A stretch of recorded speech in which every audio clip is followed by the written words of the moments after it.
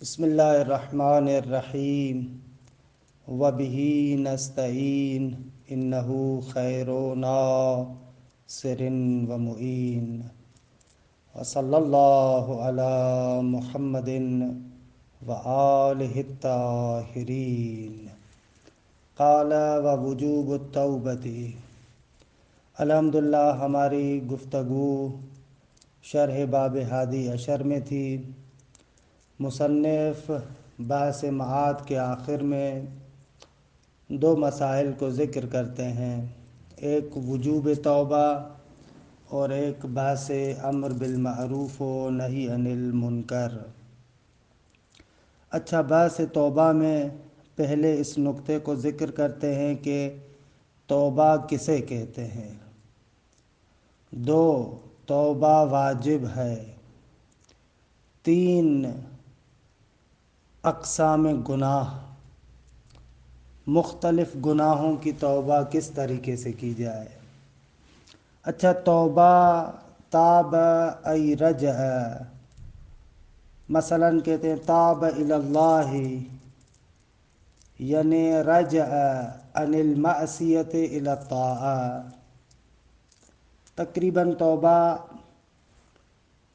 پلٹنے کے معنی میں ہے کہ ایک انسان ایک کام سے کہ جو برا کام ہے اس سے پلٹ کر خدا کی طرف الحمدللہ اس سے پلٹ کر خدا کی طرف آتا ہے۔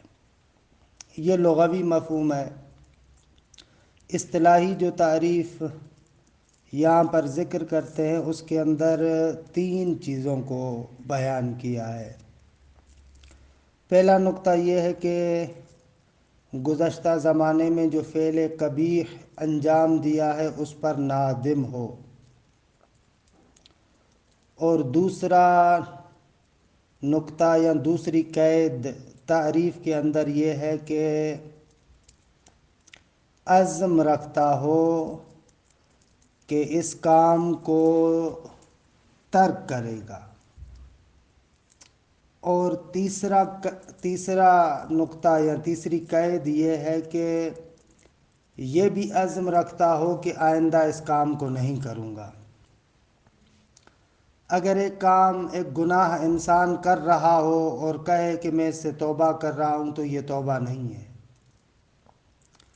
توبہ کے اندر یہ تین چیزیں ہونی چاہیے: گزشتہ معصیت پر نادم ہو، اس کام کو چھوڑے اور ارادہ کر لے کہ دوبارہ نہیں کروں گا، پکا ارادہ ہو۔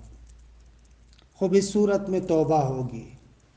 اچھا، بسا اوقات کبھی کبھار لوگ پوچھتے ہیں کہ ہمارا توبہ کرتے وقت تو پکا ارادہ ہوتا ہے کہ اس کام کو دوبارہ نہیں کریں گے، اگر زمانے مستقبل میں ہم سے وہ کام پھر ہو جائے تو آیا وہ پہلی توبہ نہیں تھی؟ تو اس کے بارے میں عرض ہے کہ اگر دوبارہ وہ کام ہو جائے تو دلیل نہیں بنتا کہ پہلے جو کام کیا تھا وہ توبہ نہیں تھی نا، لیکن جس وقت توبہ کر رہا ہے اس وقت واقعاً اس کا پکا ارادہ ہو کہ میں دوبارہ اس کام کو نہیں کروں گا، یہ ضروری ہے۔ خوب پس اسے توبہ کہتے ہیں۔ خوب توبہ واجب ہے۔ خوب اس کے وجوب پر بھی دلیل اول اجماع ہے، آیات ہیں، حتیٰ عقلی دلیل بھی اس پر قائم کر سکتے ہیں، کیونکہ توبہ کے ذریعے سے ضرر محتمل دفع ہوتا ہے، اور ہر وہ شے جو ضرر محتمل کو دفع کرے وہ واجب ہے، پس توبہ واجب ہے۔ خوب آخر میں جو ایک نقطہ ذکر کرتے ہیں، گناہ کو تقسیم کرتے ہیں کہ اس کے اعتبار سے پھر توبہ ہوگی، کیونکہ گناہ اور ذنب یا خدا کے حق میں کیا ہے یا کسی دوسرے آدمی کے حق میں کیا ہے۔ مثلا گناہ یا حقوق اللہ کے ساتھ تعلق رکھتا ہے یا حقوق العباد کے ساتھ تعلق رکھتا ہے، بندے کے ساتھ تعلق رکھتا ہے۔ اگر خدا کے ساتھ تعلق رکھتا ہے، حقوق اللہ میں سے ہے، تو یا تو کسی فعل کبیح کو انجام دیا ہے یا کسی واجب کو چھوڑا ہے۔ اگر کسی واجب کو چھوڑا ہے تو یا تو اس کا وقت باقی ہے یا وقت باقی نہیں ہے۔ خوب، اگر وقت باقی نہیں ہے تو خروج وقت کے ساتھ یا تو وہ واجب ساقط ہو جاتا ہے یا ساقط نہیں ہوتا۔ یہ ہو گیا جب حقوق اللہ کے مورد میں گناہ ہو۔ اگر بندے کے مورد میں ہو تو یا اضلال فی الدین ہے، گمراہ کیا ہے، یا کسی کے حق کو کھایا ہے۔ یہ تقریباً 6 صورتیں گناہ کی بنتی ہیں۔ غور کیجیے گا، دوبارہ تکرار کرتا ہوں۔ یا گناہ خدا کے حق میں کیا ہے یا بندے کے حق میں کیا ہے۔ آ جائیں خدا کے حق کی طرف۔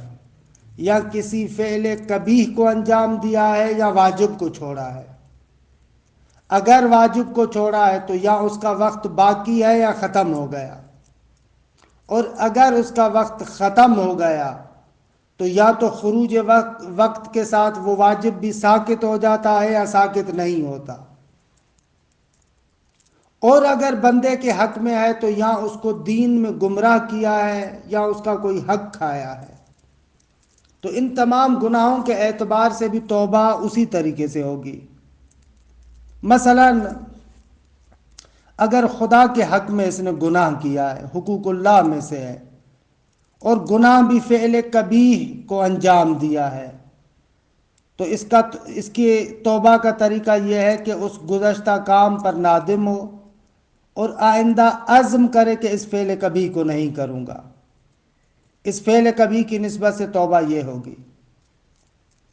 اور اگر گناہ خدا کے حق میں ہے اور واجب کو چھوڑا ہے اور اس واجب کا وقت ابھی باقی ہے تو توبہ یہ ہے کہ اس واجب کو انجام دے، کیونکہ ابھی تک اس کا وقت باقی ہے۔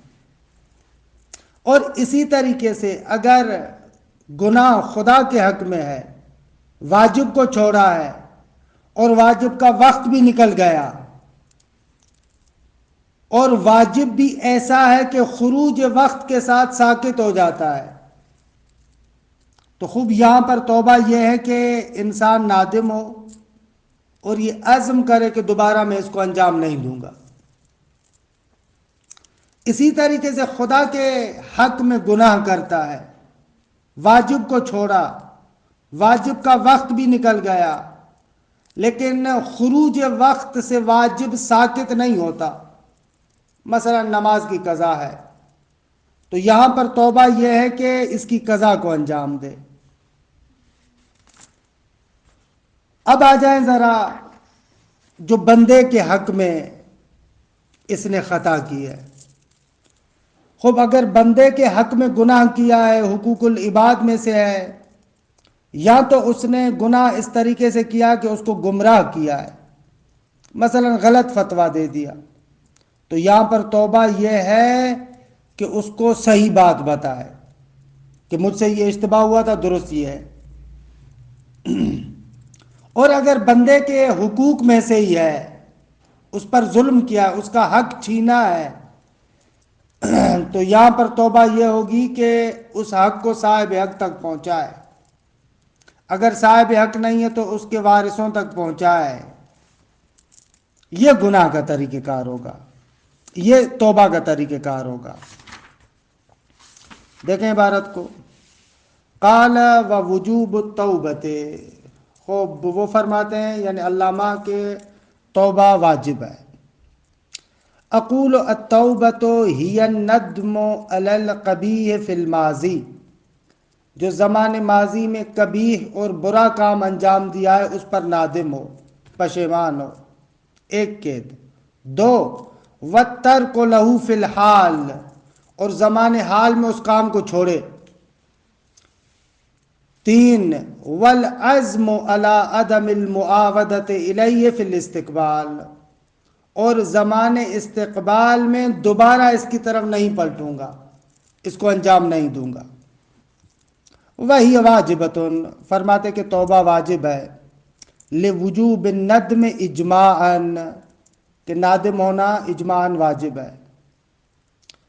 لوجوب الندم اجماعاً علی کل قبیح او اخلال بواجب، ہر کبیح پر جو کبیح کام انجام دیا ہے یا واجب کو چھوڑا ہے، خوب اس پر پشیمانی ضروری ہے، واجب ہے، اجماع ہے. وَلِدَّلَالَةِ السَّمْعِ عَلَى وُجُوبِهَا، کہ قرآن کے اندر کافی آیات ہیں کہ توبہ واجب ہے. وَلِكَوْنِهَا دَافِعَةً لِلضَّرَرِ، اور اس وجہ سے بھی کہ توبہ دفع ضرر کر رہی ہے. وَدَفْعُ الضَّرَرِ وَإِنْ كَانَ مَظْنُونًا وَاجِبٌ، اگرچہ وہ ضرر مظنون ہی کیوں نہ ہو، ابھی اس کا گمان ہے، یقین نہیں ہے، پھر بھی توبہ واجب ہے. مظنون اس لیے کہہ رہے ہیں کہ بھئی احتمال ہے، ممکن ہے کہ قیامت میں خدا معاف کر دے، لیکن بہرحال گمان تو ہے کہ ممکن ہے کہ خدا اس پر انسان کی پکڑ کرے. فَيَنْدِمُ عَلَى الْقَبِيحِ لِكَوْنِهِ قَبِيحًا، اچھا، اور یہ ندم اور پشیمانی بھی اس اعتبار سے ہو کہ یہ امر کبیح ہے. لا لخوف النار ولا لدفع الضرر عن نفسه وإلا لم تكن توبة، کبیح برا کام ہے، اس پر نادم ہو اس اعتبار سے کہ برا کام ہے، نہ کہ جہنم کے ڈر سے، نہ کہ اپنے آپ سے ضرر کو دفع کرنے کی وجہ سے. خوب اگر یہ ہو تو توبہ نہیں ہوگی. کہ البتہ فی ہے نظرون، اس میں نظر ہے، واقعاً اگر جہنم کے خوف سے بھی وہ بندہ نادم ہوتا ہے تو بہرحال اس کو یہ کہنا کہ توبہ نہیں ہے تھوڑا سا عجیب ہے. ہاں، لیکن بہرحال شارح نے اسے کہا. ثم اعلم ان ذنب اما فی حقہ تعالی او فی حق آدمی، گناہ یا خداوند متعال کے حق میں کر رہا ہے یا بندے کے حق میں. فإن کان فی حقہ تعالی، اگر گناہ خدا کے حق میں کر رہا ہے، فإما من فعل قبیح، یا تو وہ فعل قبیح کی نسبت سے ہے، یعنی جو گناہ تھا ایک حرام کام کیا تھا، تو یہاں پر توبہ کیسے ہوگی؟ فَيَكْفِي فِيهِ النَّدْمُ وَالْعَزْمُ عَلَىٰ عَدَمِ الْمُعَاوَدَةِ، یہاں پر یہی کافی ہے کہ انسان گزشتہ پر پشیمان ہو اور آئندہ ارادہ کرے کہ دوبارہ نہیں کروں گا. او من اخلال بواجب، یا خدا کے حق میں گناہ کر رہا ہے اور فعل کبیح نہیں ہے، کسی واجب کو چھوڑ رہا ہے، تو اس کی بھی چند صورتیں. فَإِمَّا أَن يَكُونَ وَقْتُهُ بَاقِيًا، یا تو واجب ایسا ہے کہ ابھی تک اس کا وقت باقی ہے، تو فَيَأْتِ بِهِ، اس کو انجام دے گا، یہ توبہ ہے. وَذَلِكَ هُوَ التَّوْبَةُ مِنْهُ، اس گناہ سے اخلال بالواجب سے، منہو یعنی اخلال بالواجب، اس اخلال بالواجب سے ایسے توبہ ہوگی کہ اس کو انجام دو. او خرج وقتہ، فإما أن يكون وقتہ باقیاً پر عطف ہے، یا نہ اس کا وقت نکل چکا ہے. فإما أن يسقط بخروج وقتہ، یا تو واجب ایسا ہے کہ وقت نکلنے سے ساقط ہو جاتا ہے، کہ صلاۃ العید، کہ بہرحال یہ آغا فاضل مقداد کے نظریے کے اعتبار سے. باقی اس وقت مشہور فقہا کے اعتبار سے نماز عید واجب نہیں ہے. فَيَكْفِي النَّدْمُ وَالْعَزْمُ، ایسا واجب کہ جو خروج وقت سے ساقط ہو جاتا ہے، تو یہاں پر توبہ یہ ہے کہ پشیمان ہو اور عزم کرے کہ دوبارہ نہیں کروں گا. او لا یسقط، یا وقت کے نکلنے سے ساقط نہیں ہوتا، فَيَجِبُ قَضَاؤُهُ، تو پھر اس کی قضا واجب ہے. وہ توبہ کے شرائط ہے، طریقہ ہے، ہر گناہ کی نسبت سے بس یہ نہیں ہے کہ 2 مرتبہ ناک پر ہاتھ رگڑا تو بس توبہ ہو گئی، نہ. وَإِنْ كَانَ فِي حَقِّ آدْمِيٍّ، اگر کسی بندے کے حق میں اس نے گناہ کیا ہے، تو فَإِمَّا أَن يَكُونَ إِضْلَالًا فِي دِينٍ، یا تو دین میں اس کو گمراہ کیا ہے، بِفَتْوًا مُخْطِئًا، ایک خطئی فتوے کے ذریعے، فالتوبۃ ارشادہ، یہاں پر توبہ یہ ہے کہ اس کی ہدایت کرے، اس کو بتائے، وَإِعْلَامُهُ بِالْخَطَأِ، اور غلطی کی اس کو خبر دے، او ظلمن، اذلالن پر عطف ہے، او ظلمن لحق من الحقوق، یا اس کے حقوق میں سے کسی حق پر ڈاکہ ڈالا ہے، فَالتَّوْبَةُ مِنْهُ إِيصَالُهُ إِلَيْهِ، اب یہاں پر توبہ یہ ہے کہ وہ حق اس تک پہنچائے اگر زندہ ہے، او الی وارثہ، اگر خود نہیں ہے تو اس کے وارث تک پہنچائے، او الاتہاب، یا کوئی نہیں مل رہا تو اس کی جانب سے پھر ہبہ کرے، صدقہ کرے، وَإِن تَعَذَّرَ عَلَيْهِ ذَلِكَ فَيَجِبُ الْعَزْمُ عَلَيْهِ، خب اگر یہ سب کچھ نہیں کر پا رہا تو اس کا ارادہ یہ ہو کہ میں اسے کروں گا۔ خب یہ توبہ کے بارے میں۔ آخری بحث امر بالمعروف کے بارے میں، کہ یہ مباحث بالکل آسان ہے، آپ پڑھ بھی چکے ہیں۔ قال والامر بالمعروف والنہی عن المنکر، کہتے ہیں کہ امر بالمعروف اور نہی عن المنکر بھی واجب ہے، بشرط ان یعلم الامر والناہی کون المعروف معروفا والمنکر منکرا، خب عامر کو پتا ہو کہ معروف کیا ہے، ناہی کو پتا ہو کہ نہیں کیا ہے، معروف اور نہیں کا پتا ہو، وَأَن يَكُونَا مِمَّا سَيَقَعَانِ، خب اور ایک اور شرط امر بالمعروف اور نہی عن المنکر کے بارے میں، کہ وَأَن يَكُونَا مِمَّا، یہ ان موارد میں سے ہو، ان چیزوں میں سے ہو کہ مورد امر و نہی واقع ہونے کا امکان بھی رکھتا ہو، مثلا ماضی کے ساتھ جو زمانہ گزر چکا اس کے ساتھ امر بالمعروف اور نہی عن المنکر کا تعلق نہیں ہوگا، جو کام ہو چکا نہ، مما سیقعان، آئندہ یہ ہوں گے، فإن الامر بالماضی والنہی عنہ عبث، اب جو گزر چکا چاہے وہ امر ہو چاہے وہ نہیں ہو، جو گزر چکا ہے اس کی نسبت سے تو امر و نہیں عبث ہے، بےہودہ ہے، کام تو ہو چکا۔ وتجویز التأثیر، اور یہ بھی سمجھتا ہو کہ میری بات کی تأثیر ہوگی، اگر یقین ہو کہ میری بات کا کوئی اثر نہیں ہے تو بھی واجب نہیں ہوگا۔ والامن من الضرر، اور امر بالمعروف میں یہ بھی ہو کہ بھئی مجھے نقصان نہیں پہنچے گا، یہ علامہ کی عبارت ہے۔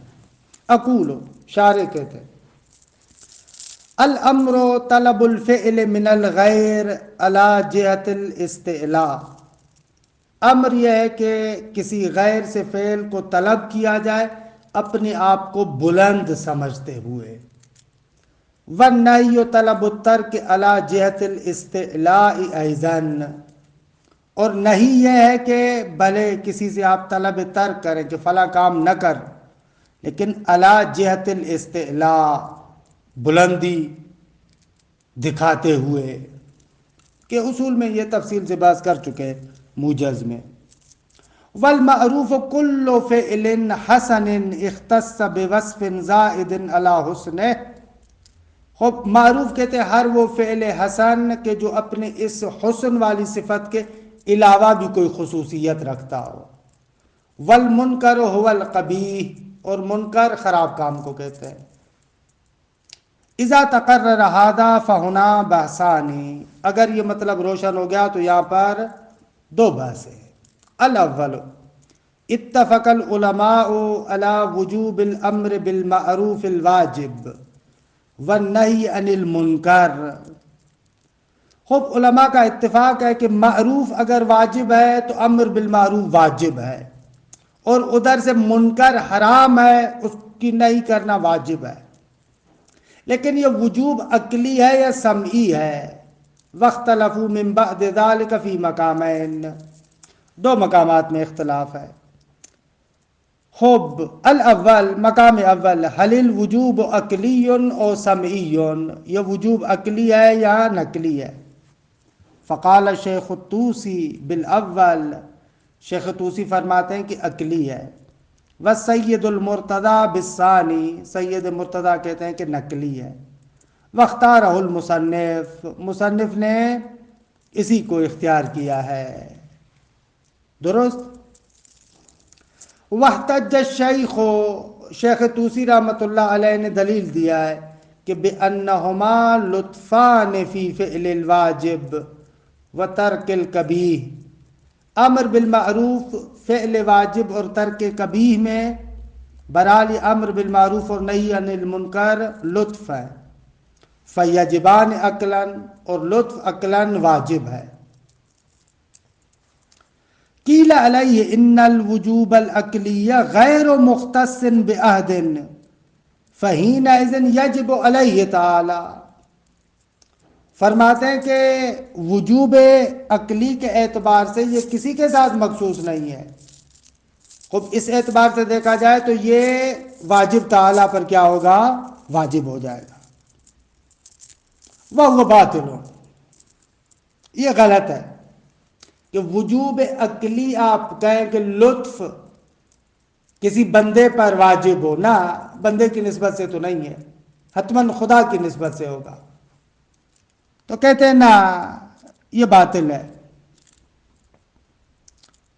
کیوں؟ اس لیے کہ لِأَنَّهُ إِن فَعَلَهُمَا، اگر خدا پر واجب ہے اور خدا نے امر بالمعروف اور نہی عن المنکر کو انجام دیا، لازم ان یرتفع کل قبیح، عبارت کو سمجھا؟ قیل علیہ یعنی کأنہو شیخ کو ہم لوگ رد کر رہے ہیں، درست ہے کہ بھائی وجوب عقلی کیسے ہے؟ خب یہ وجوب عقلی تو کسی ایک کے ساتھ مخصوص نہیں ہے نا، ایسے عبارت کا ترجمہ کریں۔ یہ جو وجوب عقلی ہے کسی ایک بندے کے ساتھ مخصوص نہیں ہے۔ خب جب کسی ایک کے ساتھ مخصوص نہیں ہے تو حتماً یہ خدا پر واجب ہوگا، اور خدا پر واجب و باطل ہے۔ کیوں؟ اس لیے کہ لِأَنَّهُ إِن فَعَلَهُمَا، اگر خدا نے امر بالمعروف اور نہی عن المنکر کیا تو لازم ان یرتفع کل قبیح، خدا اگر امر بالمعروف کرنے والا ہو، نہی عن المنکر کرنے والا ہو، پھر تو کوئی برا کام نہیں ہونا چاہیے۔ وَيَقَعُ كُلُّ وَاجِبٍ، ہر واجب انجام پانا چاہیے، کیونکہ اذ الامر هو الحمل علی الشیء والنہی هو المنع عنہ، امر یعنی کسی چیز پر اکسانا، نہیں یعنی کسی چیز سے روکنا۔ خب اگر خدا پر امر بالمعروف واجب ہے، نہی عن المنکر واجب ہے، تو پھر تو ہمیشہ واجب ہونا چاہیے اور کوئی کبھی متحقق نہیں ہونا چاہیے۔ لیکن الواقع خلاف ہو، لیکن واقع اور حقیقت اس کے برخلاف ہے۔ وَإِن لَمْ يَفْعَلْهُمَا، آپ کہیں کہ بھئی حقیقت اس کے برخلاف اس لیے کہ نعوذ باللہ خدا نے امر بالمعروف اور نہی عن المنکر نہیں کیا، آپ نے واجب کو چھوڑ دیا، لازم اخلالہ بالواجب، پھر اس کا معنی یہ ہوگا کہ جو چیز خدا کے لیے واجب ہے، ضروری ہے، اس کو چھوڑ دیا۔ لیکنہ حکیم، لیکن خدا تو حکیم ہے، اخلال بالواجب کیسے کرے گا؟ خب بس اس استدلال کے ذریعے سے وجوب عقلی کو رد کر رہے ہیں۔ شارح کہتے ہیں وفی ھذا الایراد نظر، خب اس اشکال میں اشکال ہے، یہ جو بیان کیا گیا۔ کیوں؟ اس لیے کہ یہاں پر ارادہ تکوینی اور ارادہ تشریعی میں خلط کیا گیا ہے۔ اگر مان بھی لیا جائے کہ خدا پر امر بالمعروف اور نہی عن المنکر واجب ہو، تو بھی یہاں پر خدا کا ارادہ تشریعی ہوگا، اور ارادہ تشریعی میں تخلف ہو سکتا ہے، مگر خدا کا ارادہ تشریعی نہیں ہے کہ ہر انسان نماز پڑھے، لیکن بہت سارے نہیں پڑھتے۔ جہاں پر تخلف نہیں ہوتا وہ ارادہ تکوینی ہے، یہاں پر خلط کر رہے ہیں ارادہ تکوینی اور تشریعی میں۔ ارادہ تکوینی میں تخلف نہیں ہو سکتا۔ اچھا، ارادہ تشریعی اور تکوینی کی تعریف بھی اجمالاً عرض کر دوں۔ اگر خداوند متعال کہ ارادے کا متعلق خود اس کا اپنا فعل ہو، اس کو کہیں گے ارادہ تکوینی۔ اگر فعل غیر متعلق ارادہ خدا ہو، اس کو کہیں گے ارادہ تشریعی۔ خدا چاہتا ہے کہ میں نماز پڑھوں، خوب دیکھیے یہ ارادہ تشریعی ہے۔ خدا خود ارادہ کرتا ہے کہ فلاں کام کرے، وہ ارادہ تکوینی ہے۔ ارادہ تکوینی تخلف بردار نہیں ہے، لیکن ارادہ تشریعی میں تخلف ہو سکتا ہے، لہذا یہ اشکال مزیدار نہیں ہے۔ وَأَمَّا الْأَدِلَّةُ السَّمْعِيَّةُ عَلَى وُجُوبِهِمَا فَكَثِيرَةٌ، بہت سارے دلائل ہیں۔ خوب اختلاف دوم یہ کہ واجب عینی ہے یا واجب کفائی ہے، آغاز میں واجب عینی اور کفائی کا معنی کر چکے ہیں۔ المقام الثانی ہما واجبان علی الاعیان او الکفایہ، ہر ایک پر واجب ہے یا نہ بعض کے انجام دینے سے دوسروں سے ساقط ہو جائے گا۔ فقال الشیخ بالاول، شیخ طوسی کہتے واجب عینی ہے، والسید بالثانی، سید مرتضیٰ کہتے نہ واجب کفائی ہے۔ احتج الشیخ، شیخ طوسی کا استدلال بعموم الوجوب من غیر اختصاص، وجوب عام ہے، کسی ایک کے ساتھ تو مخصوص نہیں ہے۔ مثلا کنتم خیر امت اخرجت للناس تأمرون بالمعروف وتنہون عن المنکر، کسی ایک کے ساتھ تو مخصوص نہیں ہے، سب کے لیے۔ واحتج السید، سید مرتضیٰ کہتے ہیں کہ آغا بأن المقصود وقوع الواجب، مقصود یہ ہے کہ واجب واقع ہو، وارتفاع القبیح، کبھی انجام نہ ہونے پائے۔ پس فمن قام به کفا عن الاخر فی الامتثال، اگر ایک بندے نے یہ کام کر دیا تو دوسروں سے ساکت ہو جائے گا۔ وَلِقَوْلِهِ تَعَالَى وَلْتَكُنْ مِنْكُمْ أُمَّةٌ يَدْعُونَ إِلَى الْخَيْرِ، منکم سے استدلال ہے، تم میں سے بعض لوگ ہوں، منکم امتن، تم میں سے ایک گروہ ہو، اللہ بعض افراد ہوں جو خیر کی طرف بلائے، وَيَأْمُرُونَ بِالْمَعْرُوفِ وَيَنْهَوْنَ عَنِ الْمُنْكَرِ۔ خوب الباس الثانی فی شرائط وجوبہما، کہ چار شرائط ہیں، وذکر المصنف ہونا اربعہ، چار کو ذکر کیا ہے۔ الاول علم الامر والناہی بکون المعروف معروفا والمنکر منکرا، عامر و ناہی کو پتہ ہونا چاہیے، عامر کو پتہ ہو معروف کیا ہے، ناہی کو پتہ ہو کہ منکر کیا ہے۔ اذ لولا ذالک لامر بما لیس بمعروف ونہا اما لیس بمنکر، اگر پتہ نہیں ہوگا تو وہ چیز جو واجب نہیں ہوگی اس کا حکم کرے گا، جو چیز منکر نہیں ہے اسے روکے گا، خوب یہ درست نہیں ہے۔ دو الثانی کونہما مما یتوقعان فی المستقبل، توقع ہو کہ مستقبل میں واقع ہوں گے، کیونکہ فإن الامر بالماضی والنہی عنہ عبث، ماضی کی نسبت سے امر بالمعروف اور نہی عن المنکر ان کے دیکھے شود، یہ عبث ہے، بیہودہ ہے۔ الثالث ان یجوز الامر والناہی تأثیر امرہ و نہیہ، عامر اور ناہی کو پتہ ہو کہ میری بات کا اثر ہوگا۔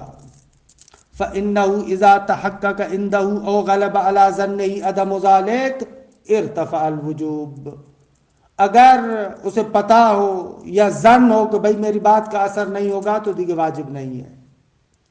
الرابع امن الامر والناہی من الضرر الحاصل بسبب الامر والنہی، فرماتے ہیں کہ عامر اور ناہی مأمون ہو کہ بھئی ضرر ہمیں نہیں پہنچے گا اس امر بالمعروف اور نہی عن المنکر کی وجہ سے، اما الیہما، یا ان دونوں کو نقصان نہیں پہنچ، یعنی عامر اور ناہی کو نقصان نہیں پہنچے گا، او لأحد من المسلمین، یا اگر میں کروں گا تو میرے فلاں رشتہ دار مسلمان کو ماریں گے تو پھر نہیں ہے۔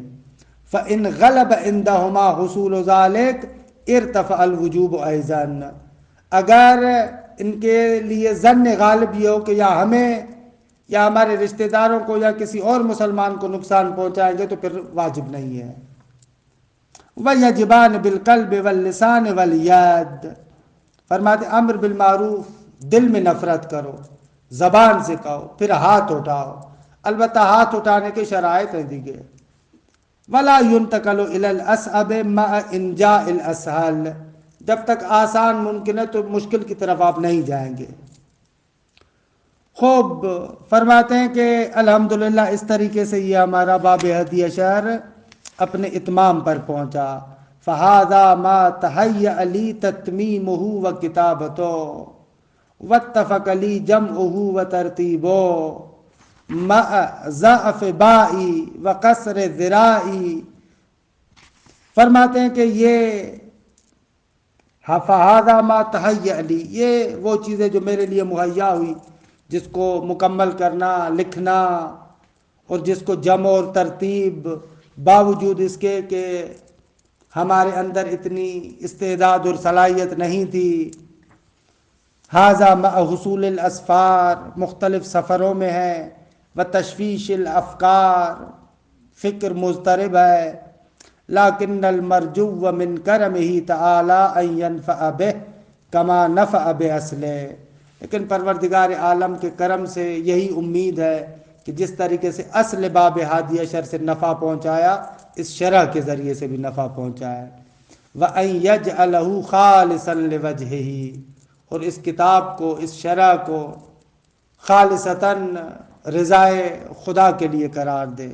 انہ سمیع مجیب، واللہ خیر موفق و معین، والحمد للہ رب العالمین، وصلی اللہ علی محمد وآلہ اجمعین.